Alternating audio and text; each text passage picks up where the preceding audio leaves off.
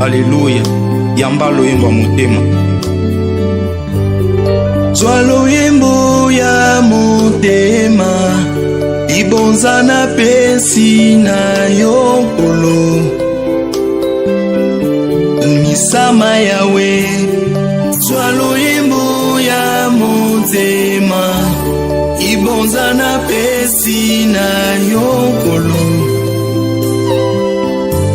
Misama yawe. Kembo ezali ya yo, ibonza na pesi na yokolo.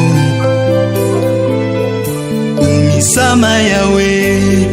Kembo ezali ya yokolo, ibonza na pesi na yokolo. Misama yawe. Nani oya kufelanga, atika nkembo na likolo. Ezali yo Yesu.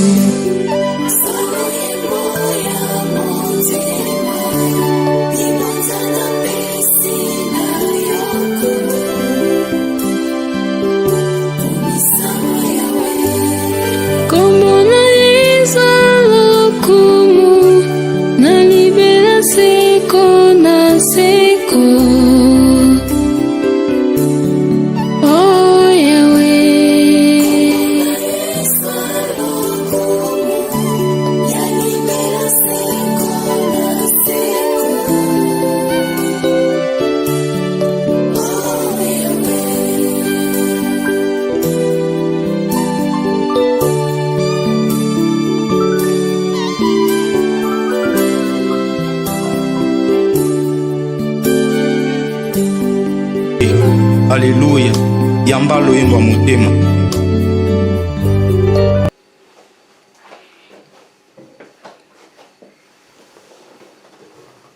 Shalom, shalom, très chers téléspectateurs. Que Dieu vous bénisse là où vous nous suivez. Bien, vous êtes dans CGC TV, croissez dans la grâce et dans la connaissance télévision avec les pasteurs Jimmy Senga. Très chers téléspectateurs, le thème de ma prédication d'aujourd'hui est intitulé « La place de Dieu dans le cœur de l'homme ». La fois passée, j'avais parlé de la place de l'homme dans le cœur de Dieu. Mais aujourd'hui, c'est le contraire. Je parlerai sur la place de Dieu dans le cœur de l'homme. Bien, je commencerai par la prière avant d'attaquer les taureaux sur ses cornes. Prions. Éternel Dieu, merci pour ce beau moment que tu m'as accordé pour prêcher ta parole. Laisse que ton esprit illumine le cœur de tous ces assels qui suivront ce message pour qu'ils arrivent dans la connaissance de la vérité de ta parole. Je te rends toute la gloire au nom de Jésus-Christ, notre Seigneur et notre Sauveur. Amen. La place de Dieu dans le cœur de l'homme. Vous savez, très chers téléspectateurs, Dieu occupe la place centrale dans le cœur de l'homme. Je reprends. Dieu occupe la place centrale dans le cœur de l'homme. Vous savez pourquoi? Parce que l'homme ne pouvait pas vivre sans l'existence de Dieu. L'homme ne peut pas vivre sans Dieu. C'est très important.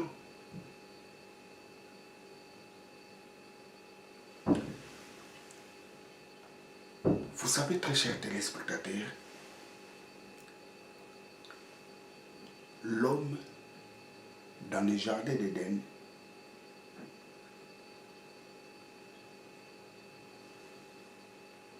Dieu occupait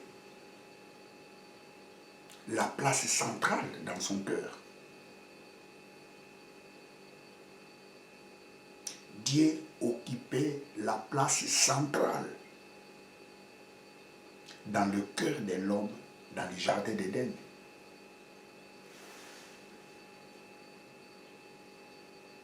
Vous savez, dans le jardin d'Éden, la Bible nous dit, l'homme et la femme étaient nus. Mais sans oublier,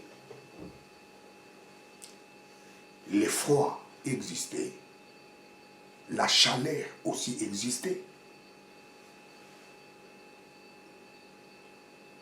Mais l'effroi et la chaleur étaient incapables de déstabiliser l'homme. Vous savez pourquoi? Parce que l'homme était couvert par la gloire de Dieu. L'homme était enveloppé par la gloire de Dieu.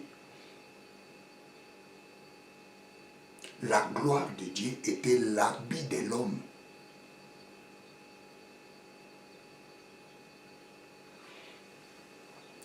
L'effroi, la chaleur étaient incapables de déstabiliser l'homme. Pourquoi? Parce que l'homme était devant la présence de Dieu. C'est-à-dire Dieu était dans le centre de l'homme. Écoutez, très chers téléspectateurs, je peux vous dire une chose. Sans Dieu, l'homme ne pouvait jamais exister. Mais Dieu n'existe pas, Dieu est.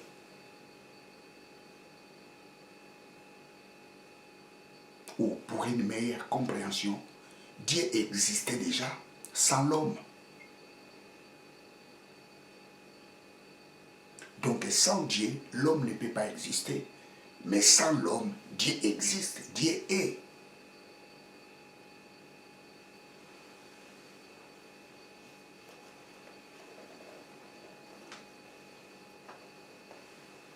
Dieu occupe la place centrale dans le cœur de l'homme.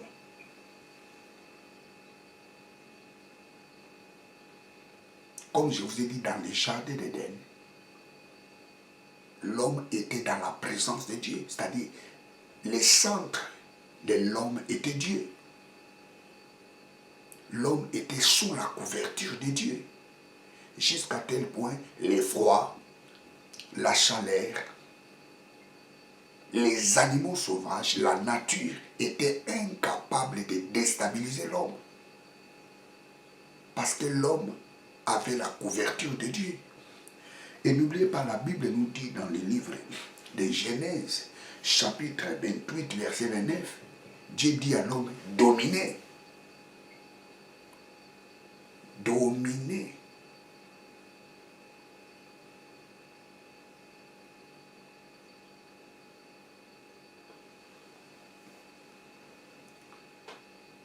Dieu a donné à l'homme la domination de la nature.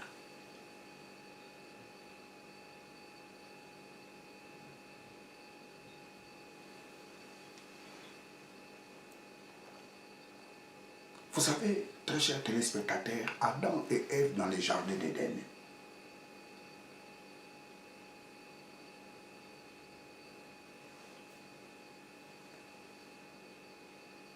étaient sous la couverture de Dieu. Vous savez, le jardin d'Éden n'était pas un petit jardin. Non. Selon d'autres chercheurs, disent que le jardin d'Éden occupait toute la ville de la Palestine, une partie de l'Europe et une partie de l'Asie. C'est-à-dire lorsque vous prenez la Palestine, vous prenez un peu Iran, Irak, vous prenez les Maghreb, en Europe, vous descendez jusqu'à l'Espagne. Selon d'autres chercheurs disent que tout cette partie-là constituait le jardin d'Éden. Imaginez-vous, très chers téléspectateurs, Adam et Ève n'avaient pas de véhicule. Comment est-ce qu'ils se déplaçaient?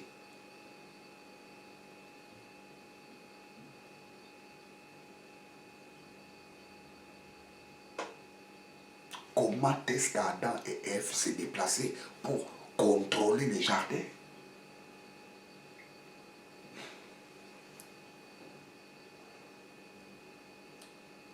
Selon d'autres chercheurs disent que Adam et Ève se déplaçaient par rapport à ce qu'ils pensaient. Par exemple, s'ils disent que non, maintenant je vais aller, je donne un exemple, maintenant je vais aller en Allemagne.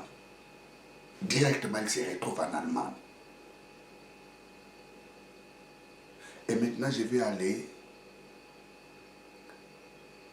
au Burkina Faso. Et directement, ils se retrouvent à Burkina Faso. Selon d'autres recherches, ils se déplaçaient par rapport à leurs pensées.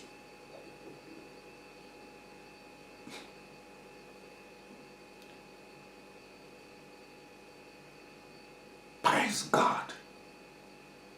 Dans les jardins d'Éden, Dieu était dans le centre de l'homme. Et l'homme fonctionnait comme Dieu. L'homme opérait comme Dieu. L'homme était dans le surnaturel. Les froids, la chaleur étaient incapables de détruire leur corps. Parce qu'ils étaient couverts par la gloire de Dieu.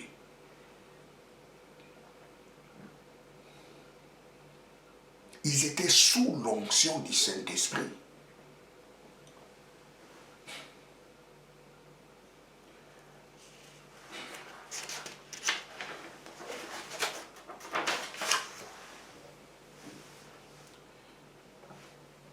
Mais la désobéissance de l'homme a fait que Dieu les chasse dans les jardins.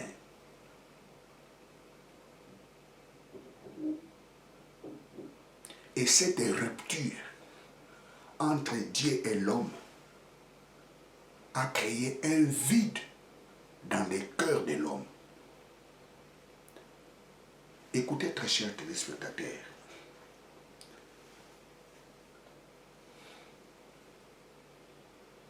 sans Dieu, l'homme a un vide que personne peut le combler.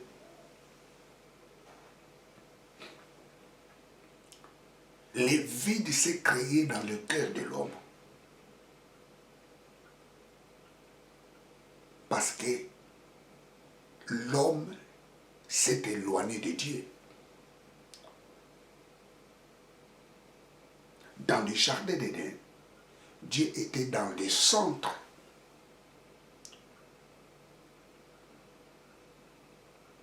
Dans le cœur de l'homme. Dieu était le point central dans le cœur de l'homme. C'est-à-dire l'homme s'est comporté comme Dieu.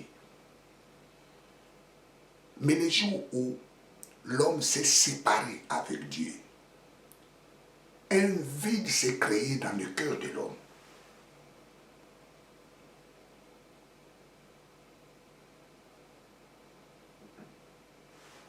L'homme qui résistait devant le froid et la chaleur était incapable de résister devant le froid, incapable de résister devant la chaleur. L'homme qui n'avait pas la honte d'être né, l'homme commencé à sentir la honte. Ça, c'est le vide qui s'est créé dans le cœur de l'homme. L'homme qui n'est tombé pas malade dans le jardin d'Éden commençait à tomber malade.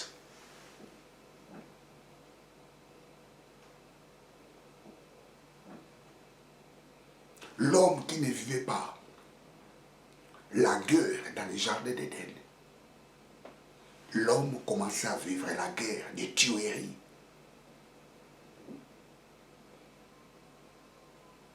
La discrimination, la haine et l'immoralité. Ça, c'est le vide qui s'est créé dans le cœur de l'homme. L'homme sans Dieu a un vide en lui. L'homme sans Dieu a un vide parce que Dieu occupe la place centrale dans le cœur de l'homme.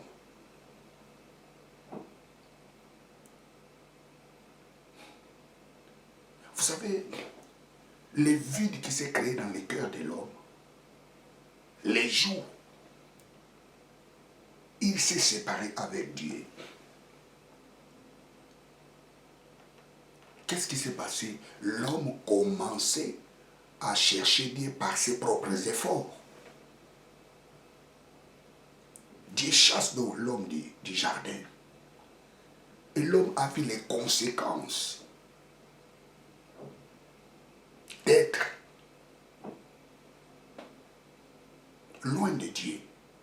Et qu'est-ce qui s'est passé? L'homme commençait à faire les démarches pour se réconcilier avec Dieu. Pourquoi l'homme faisait les démarches pour se réconcilier avec Dieu? Parce que l'homme a senti un vide en lui. C'est par là où est née la religion.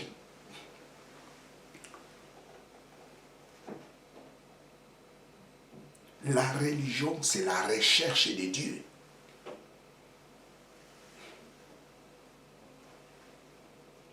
Je reprends. Le but de la religion, c'est quoi? C'est rechercher Dieu. Ça, c'est le but de la religion. L'homme a senti un vide en lui, sans Dieu. Et cette vide-là,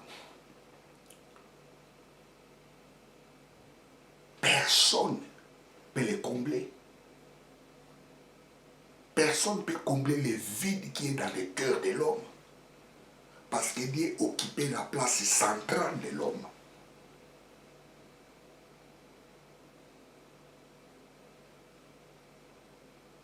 L'homme a constaté un vide en lui, sans Dieu. Lui qui ne tombait pas malade, il commença à tomber malade. Lui qui travaillait avec succès, commençait à vivre les échecs.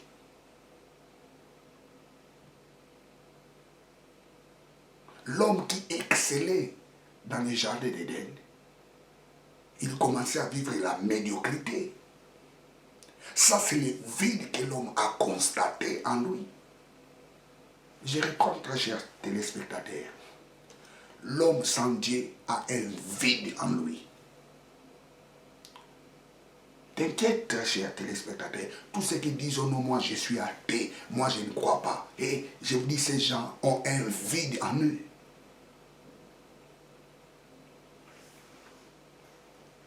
Ils ont un vide en eux. Parce que l'homme ne peut pas être heureux sur la terre sans Dieu. Vous savez, Salomon était l'homme le plus riche du monde. Il était dans la folie de la richesse. Il avait des maisons de femmes. Il avait la gloire. Mais qu'est-ce qu'il a dit dans Ecclésiaste? Nous allons lire ça. Ecclésiaste, chapitre 1, verset 2.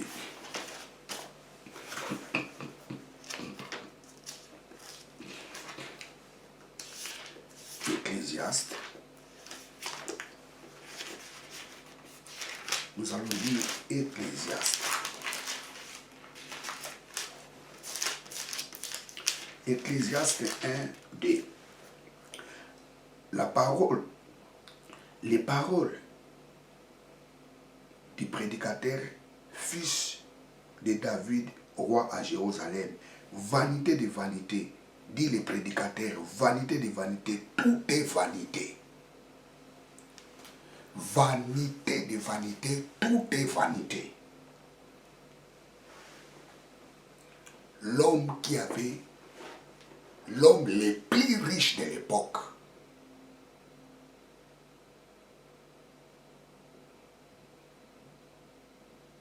l'homme qui avait des millions, s'il faut faire l'estimation de ce qu'il avait aujourd'hui. Salomon était extrêmement riche.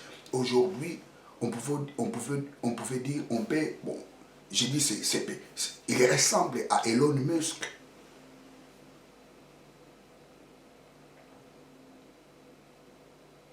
C'est un homme qui était extrêmement riche, dont les rois enviaient sa richesse.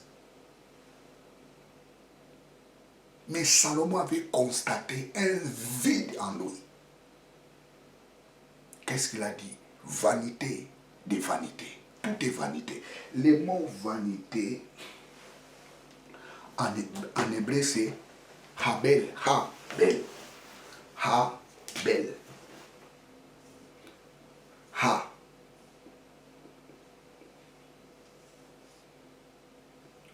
Habel.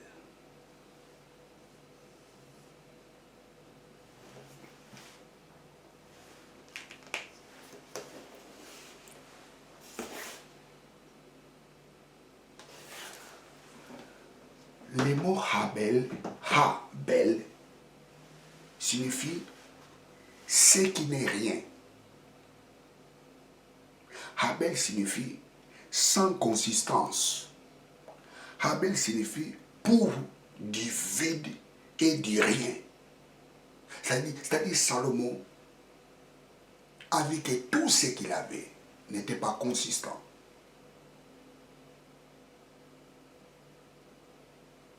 Il sentait en lui, il y avait un vide. Il a dit tout est vanité.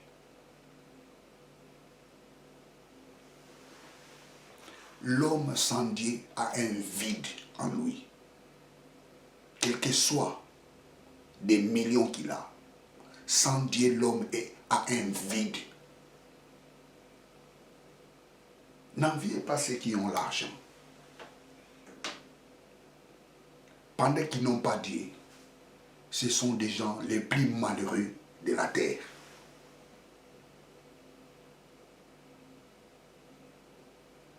Apparemment, ils sont heureux. Mais quand ils sont dans les secrets, ils constatent le vide qui est en eux.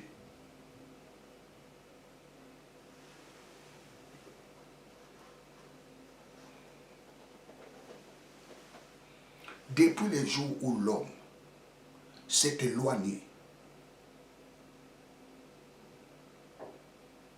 devant la présence de Dieu, c'était le jour-là, le vide s'est créé dans le cœur de l'homme, parce que Dieu occupait la place centrale dans le cœur de l'homme. Je vous ai dit, sans Dieu, l'homme ne peut pas vivre. C'est-à-dire Dieu est le centre dans le cœur de l'homme.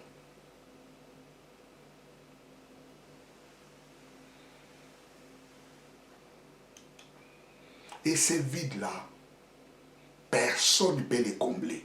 Aucune richesse de ce monde peut combler le vide qui est dans le cœur de l'homme.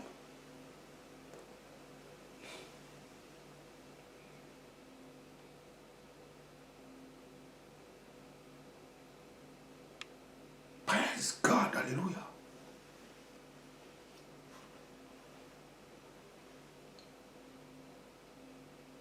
Et la religion était le chemin l'homme cherchait pour rétablir sa relation avec Dieu.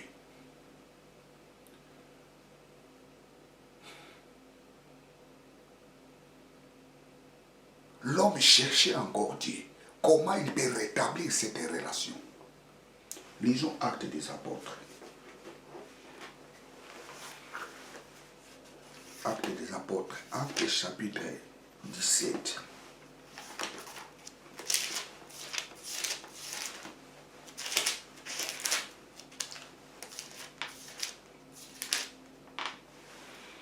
Acte 17, 24.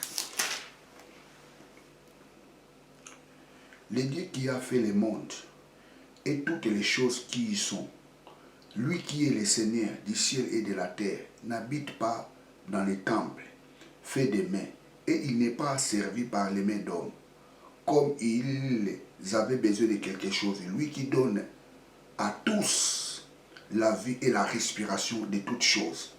Vous savez,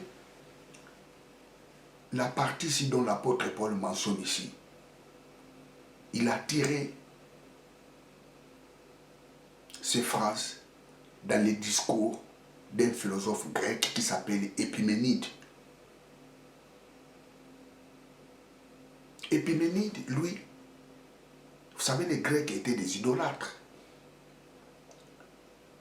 Épiménide donnait les éloges de ses discours aux dieux grecs. Selon Épiménide, les dieux grecs qui donnaient la vie et la respiration. Et apôtre Paul dit non. Celui qui donne la vie et la respiration, c'est Dieu.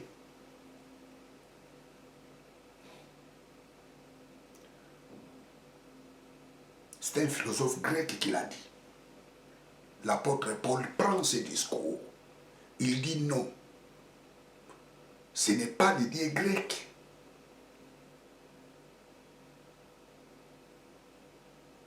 Mais c'est Dieu, le créateur de toutes choses. Je continue. Praise God. « 17, 24. Je prends le verset 25. Et il n'est pas servi des mains d'hommes, comme s'ils avaient besoin de quelque chose. Lui qui donne toute la vie et la respiration de toutes choses. Lui qui donne la vie et toute respiration de toutes choses. C'est là où je vous ai dit que ça, les morceaux ici, l'apôtre Paul a tiré ça chez un philosophe grec qui s'appelle Épiménide.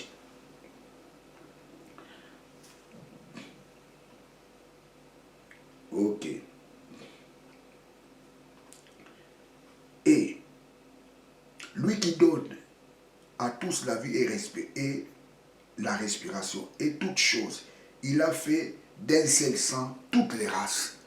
L'apôtre Paul dit quoi? Et nous tous,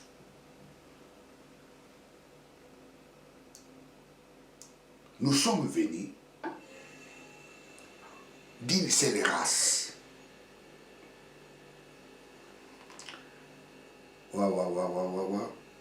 Et il a fait d'un seul sang, nous tous nous sommes venus d'un seul sang, toutes les races. Nous tous nous sommes venus d'un seul sang, toutes les races.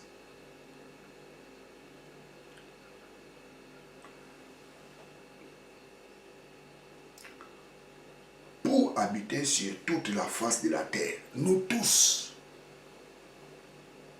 nous venons d'un seul homme.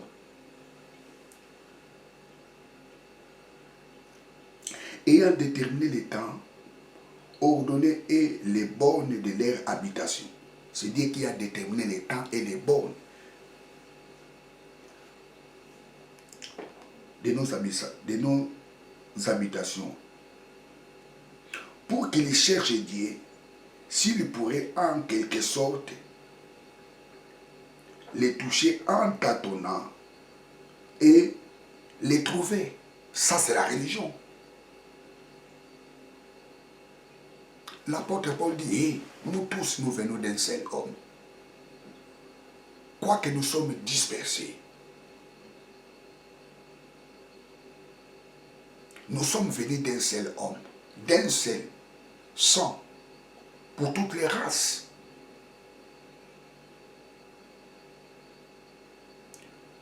Tous ces gens qui vivent dans la discrimination, vous devez comprendre ces gens-là. Ils ont un vide en eux. Ils ont besoin de Dieu. Et seul Dieu est capable de combler les vides qui est en eux. Et l'apôtre Paul dit quoi? Tous ces gens-là cherchent Dieu en tâtonnant. Ça, c'est la religion. La religion, c'est chercher Dieu en tâtonnement. Qu'est-ce que cela signifie? Dans la religion, il n'y a pas la précision. Dans la religion, il y a les tâtonnements.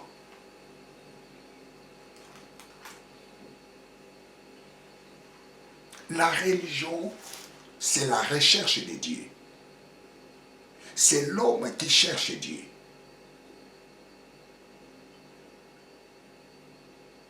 En tâtonnant. Pourquoi l'homme cherche Dieu? L'homme cherche Dieu parce que il a dans son ADN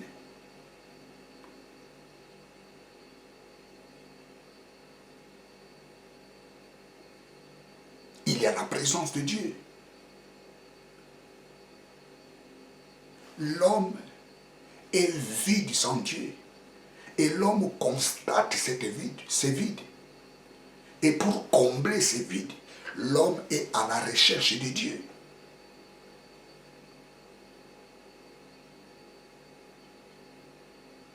C'est là où est née la religion. Je reprends la religion, c'est la recherche de Dieu en tâtonnant. Et vous remarquerez, chaque partie du monde avait sa façon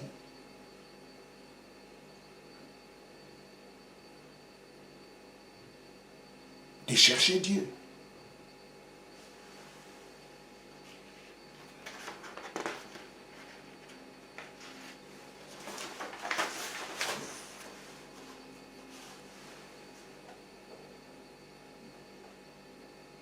Les Asiatiques avaient leur façon de chercher Dieu. Ils s'appuyaient dans l'idolâtrie. Ils s'appuyaient dans les sacrifices des vies humaines. Pour quel objectif? Pour apaiser la colère de Dieu. Pour rétablir les relations avec Dieu. Ça, c'est le tâtonnement de la religion.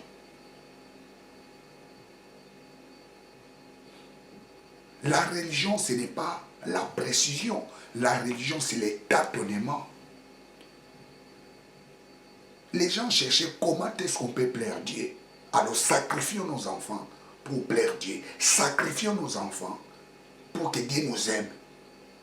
Parce que l'homme a constaté un vide en lui.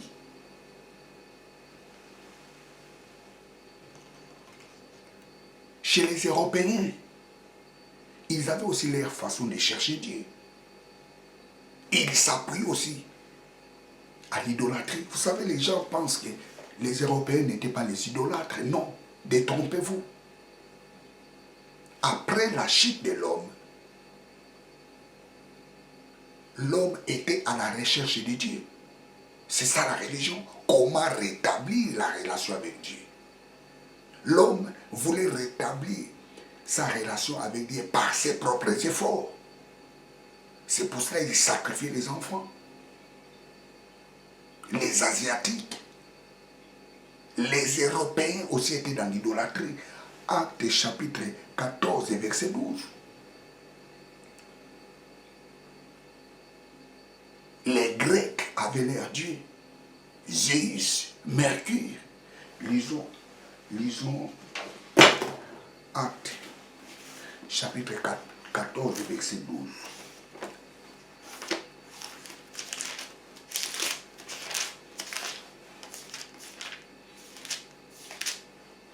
Acte 14, 12. Et ils appelaient Barnabas Jupiter et Paul Mercure. Parce que c'est lui qui portait la parole. Et les sacrificateurs de Jupiter qui étaient devant la ville ayant amené des taureaux et des couronnes jusqu'aux portes voulaient sacrifier avec les foules. Paul et Barnabas ont opéré des miracles.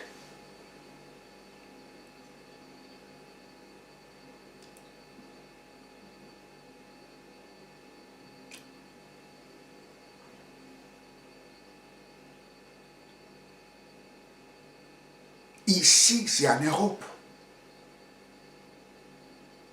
C'est la Grèce. Ici, on est dans l'Empire romain.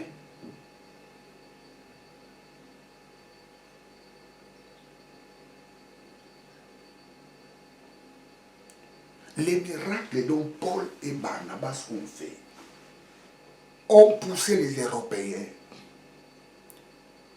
de dire que non, ces gens, ce sont nos dieux qu'on invoquait, Jupiter et Hermès.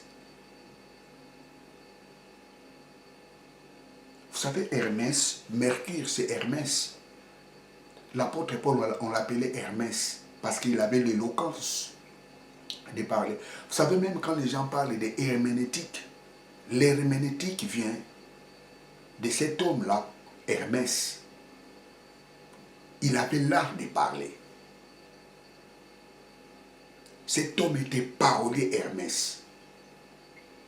Et c'est là où est sorti les mots herméneutiques, l'étude sur l'interprétation.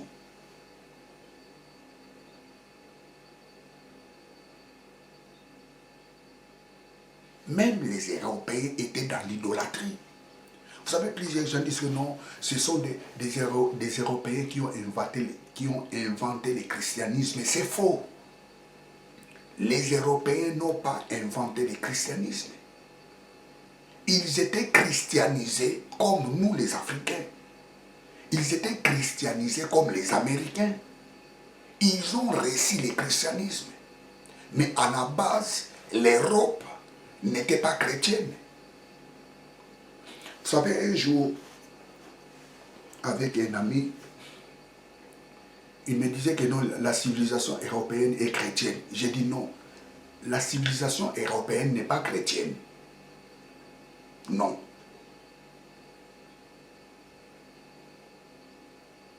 Je pense que plusieurs théologiens seront d'accord avec moi. La civilisation européenne n'était pas chrétienne. L'Europe a adopté le christianisme. Praise God, alléluia. Même en Afrique, on avait nos dieux. On avait nos dieux comme les Européens aussi avaient leurs dieux. Comme les Asiatiques aussi avaient leurs dieux. Nous aussi en Afrique, on avait nos dieux. On était dans l'animisme.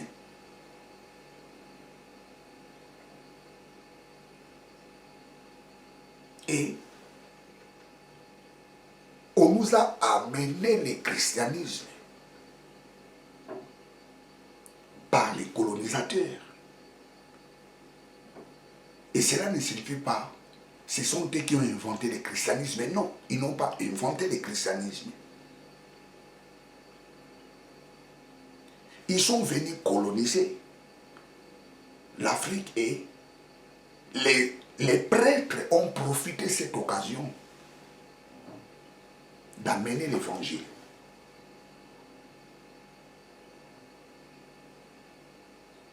Mais leur première ambition, ils n'étaient pas venus pour nous montrer le christianisme. Non. Leur première ambition était prendre les richesses, partager leur savoir.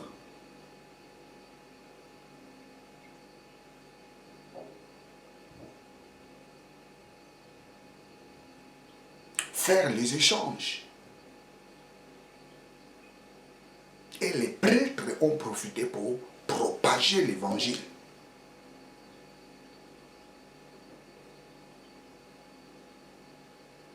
Donc, le christianisme ne vient pas de l'Europe. Non. Le christianisme a commencé en Syrie, dans la ville d'Antioche. C'est par là où on avait appelé les croyants, les chrétiens.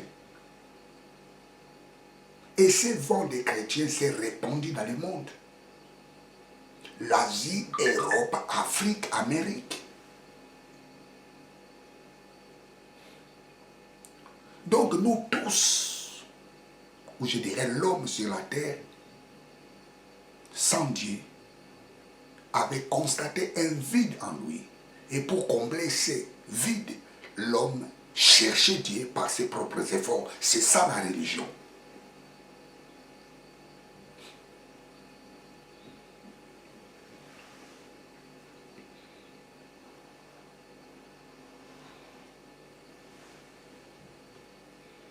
Je peux vous dire une chose.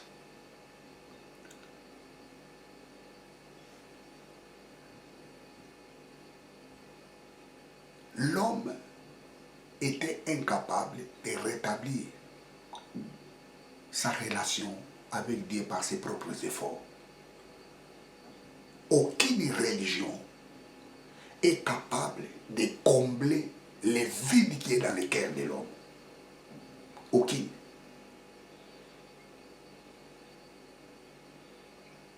J'ai dit aucune religion. Vous savez pourquoi? Parce que la religion, c'est rechercher Dieu par ses propres efforts. La religion, c'est le tâtonnement. La religion, ce n'est pas la précision. Mais écoutez, Jésus est venu combler le vide qui est dans le cœur de l'homme. C'est Jésus qui était venu combler ce vide-là. C'est Jésus qui est la précision. Jésus était la précision pour combler les vides.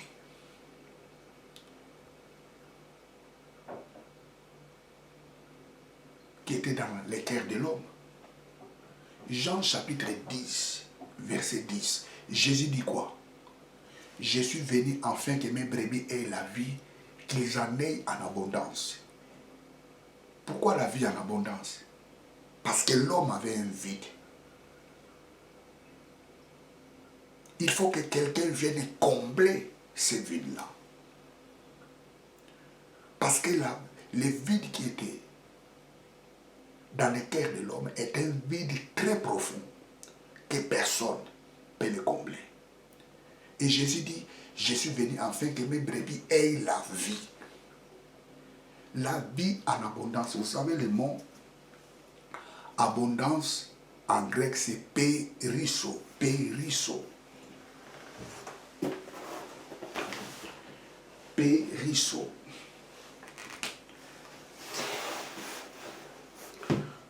Périsso, ça c'est vanité. Périsso. Périsso.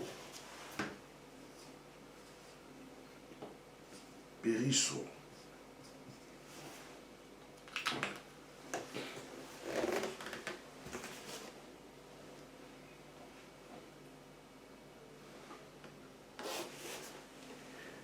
Périsso. Périsso, ça signifie surabondance. Périsso signifie débordement. Périsso signifie avoir quelque chose de plus. Jésus était venu pour combler ce vide dans le cœur de l'homme. Les vides qui se créent dans le cœur de l'homme. lorsqu'il se sépara avec Dieu. Jésus est venu combler ce vide. C'est pour cela qu'il déclare, je suis venu afin que mes brebis aient la vie, qu'ils en aient en abondance.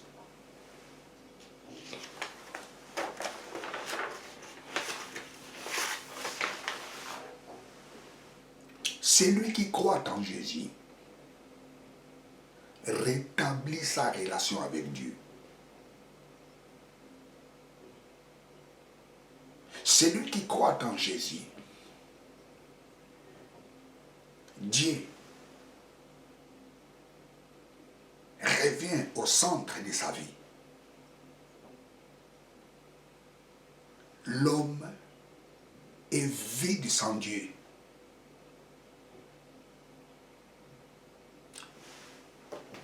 Je reprends encore, l'homme a un vide sans Dieu. Et ce vide-là est comblé lorsqu'on accepte Jésus-Christ comme Seigneur et Sauveur. Parce que tu ne peux pas connaître Dieu si tu ne connais pas Jésus. Parce que c'est Jésus qui était venu nous montrer Dieu. Personne ne peut aller au Père sans passer par le Fils. Oh non, moi j'aime pas Jésus, j'aime seulement Dieu. Mais c'est quel Dieu? Si tu refuses Jésus, tu refuses Dieu.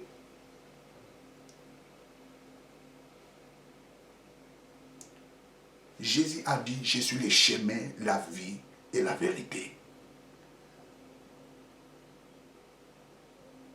Vous savez, le christianisme, ce n'est pas une religion. Dans le vrai sens, le christianisme est un style de vie. Le christianisme, ce n'est pas le chapelet. Le christianisme, ce n'est pas allumer les bougies. Ça, ce n'est pas le christianisme. Le christianisme est un style de vie. Tel Osborne dit, le christianisme est un style de vie dynamique.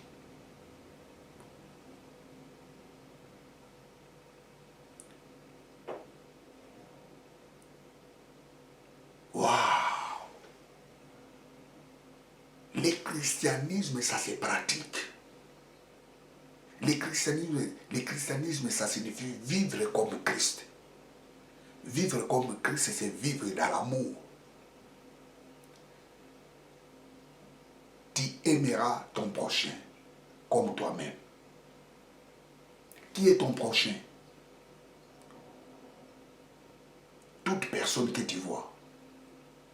Blanc, rouge, jaune. Je ne sais pas moi. Quelle couleur encore? Tu aimeras ton prochain comme toi-même.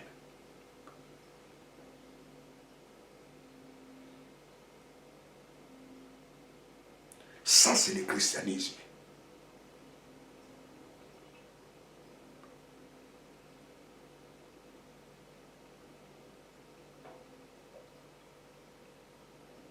L'homme est vide sans Dieu.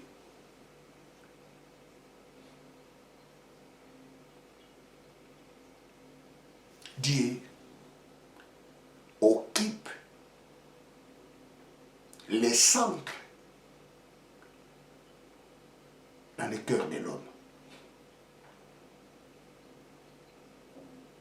Sans Dieu, l'homme est vide. Aujourd'hui, ce que nous vivons aujourd'hui, les guerres, les incompréhensions, vous savez, c'est dit à quoi? C'est dit à un vide qui est dans le cœur de l'homme.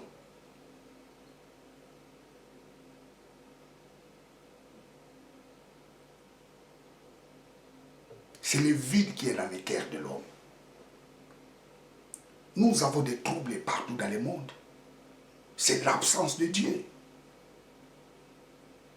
Parce que Dieu, c'est l'amour. Dieu, c'est la paix. Et l'homme, comment est-ce qu'il peut dire? L'homme cherche des moyens, comment est-ce qu'il peut instaurer la paix. Écoutez, l'homme n'instaurera jamais la paix dans le monde.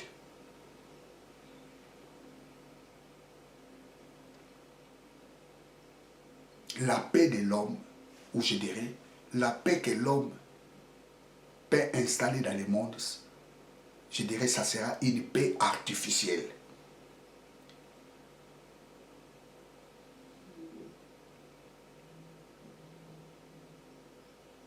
La paix de l'homme est teintée de l'hypocrisie.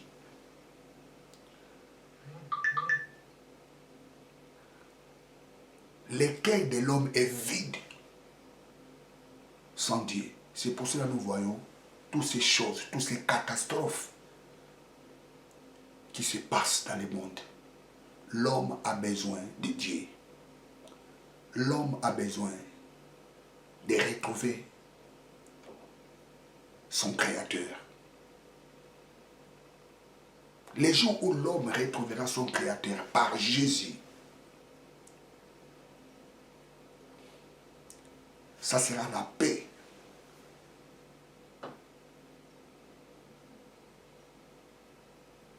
Qui installera dans son cœur. Et c'est pour cela, la parole de Dieu nous promet, un jour, Dieu viendra rétablir son royaume sur la terre.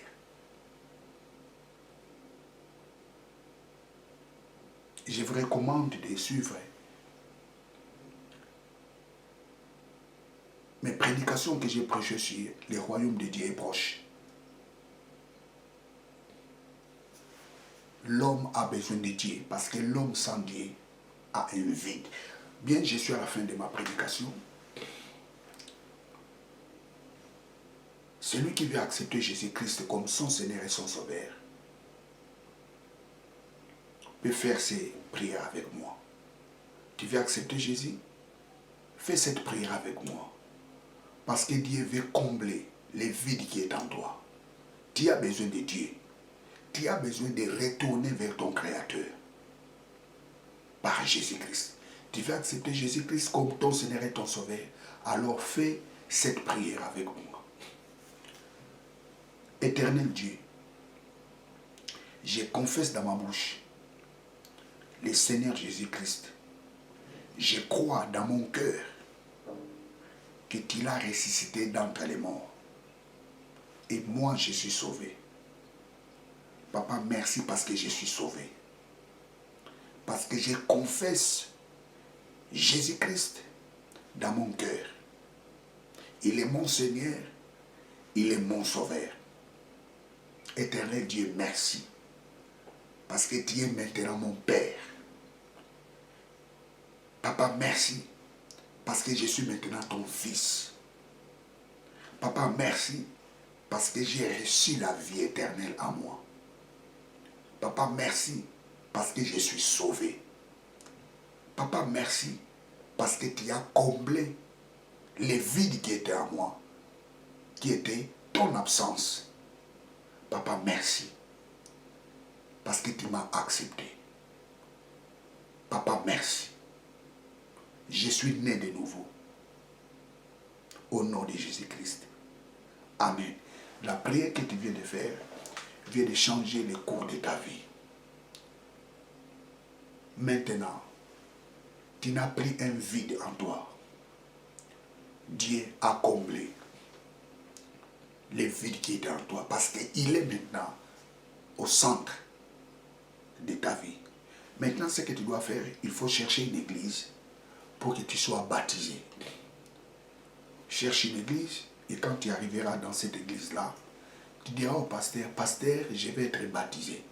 Si le pasteur te demande pourquoi tu veux être baptisé, tu diras au pasteur, je vais être baptisé parce que j'ai confessé Jésus-Christ dans ma bouche comme mon Seigneur et mon Sauveur. Je l'ai cru dans mon cœur. Il était mort pour mes péchés. Et Dieu l'a ressuscité pour que je reçoive la vie éternelle. Lorsque tu diras comme ça au pasteur, le pasteur te donnera le programme pour que tu sois baptisé. Mais à chaque fois nous postons nos vidéos, continue toujours à regarder nos vidéos et témoigne l'expérience que tu viens de faire à tes amis, aux membres de vos familles.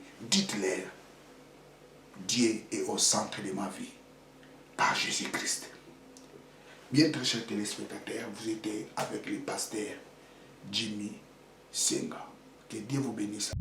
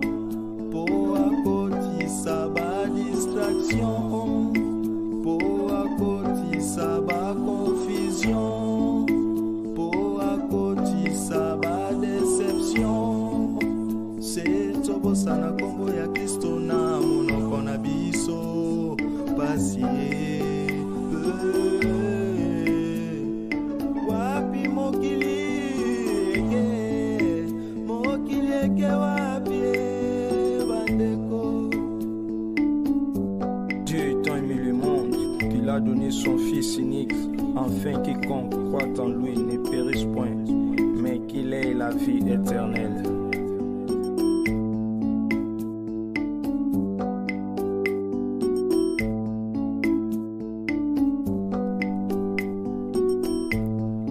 Stratégie à Satana momo ya ba chrétien ezali échec. Libanda na Yesu ezali pasi pe kufa ye. Kati na Yesu ezali jela